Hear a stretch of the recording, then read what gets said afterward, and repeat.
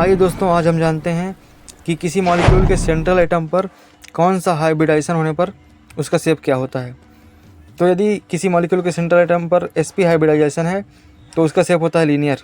यदि sp2 hybridisation है तो उसका शेप होता है ट्राइगोनल प्लेनर। यदि sp3 हाइब्रिडाइजेशन है तो उसका शेप होता है टेट्राहेड्रल। यदि सेंट्रल एटम का हाइब्रिडाइजेशन sp3d है तो उसका शेप होता है ट्राइगोनल बाइपिरामिडल। और यदि sp3d2 है हाइब्रिडाइजेशन तो उसका शेप होता है स्क्वायर बाइपिरामिडल। और यदि sp3d3 है तो उसका होता है पेंटागोनल बाइपिरामिडल। अब यदि सेंट्रल एटम पर कोई लोन पेयर आ जाता है तो उसके शेप पर क्या चेंज आता है, आइए देखते हैं। तो sp हाइब्रिडाइजेशन में कोई लोन पेयर नहीं आता है, जबकि sp2 में एक लोन पेयर आने पर उसका शेप V या वेंट शेप हो जाता है। sp3 में एक लोन पेयर आने पर पिरामिडल शेप हो जाता है उसका, और यदि दो लोन पेयर आ जाते हैं तो उसका शेप हो जाता है वेंट या V, दो में से कोई एक, दोनों एक ही बात है।